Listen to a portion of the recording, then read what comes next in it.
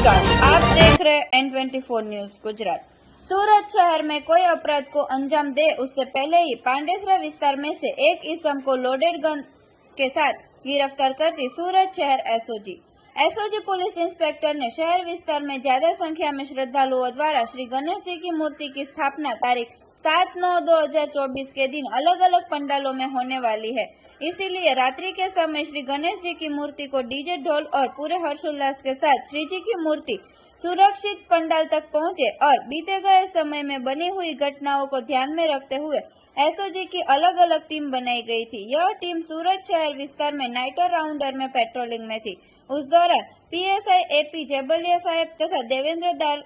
गंभीरदान को मिली बातमी के आधार पर पांडेसरा डीमार्ट के सामने जाहिर रोड पर से आरोपी राजा बाबू संतोष पटेल को गिरफ्तार करके कोई अपराध को अंजाम देने के इरादे पर रखे हुए लोडेड गन के साथ और कार्टिस नंग 5 मिलाकर कुल कीमत रुपए 35,700 कीमत तक के मुद्दामाल के साथ जब्त किया गया है।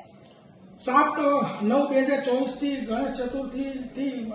શ્રીજીની જે સ્થાપના સુરત સિટીમાં થઈ રહી છે એ દરમિયાનમાં છેલ્લા એક અઠવાડિયાથી એસઓજી સતત રાત્રે એસઓજીની ટીમો પેટ્રોલિંગ કરી રહી હોય છે। એ દરમિયાનમાં ગઈકાલે એસઓજીની ટીમને માહિતી મળી કે પાંડેસરા નજીક જે ગણેશજીની મૂર્તિઓ છે ત્યાં પેટ્રોલિંગ કરી રહ્યા હતા તો માહિતી મળી કે એક વ્યક્તિ જે ડીમાર્ટની બાજુમાં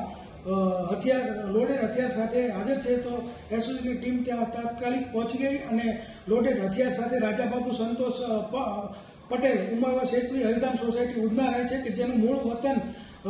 પ્રતાપગઢ યુપી છે એને ફિલ્મી ઢબે એને ઝડપી લીધો અને એની પાસેથી મુદ્દામાલ તરીકે લોડેડ તમંચો લોડેડ શોટગન અને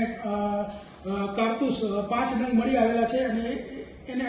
આરોપીને ઝડપી લીધો છે અને પાંડેસરા પોલીસ સ્ટેશનની અંદર આર્મ્સ એક્ટનો ગુનો રજીસ્ટર કરવામાં આવેલ છે। देखते रहे N24 न्यूज गुजरात, सिर्फ हम तक ही नहीं सब तक।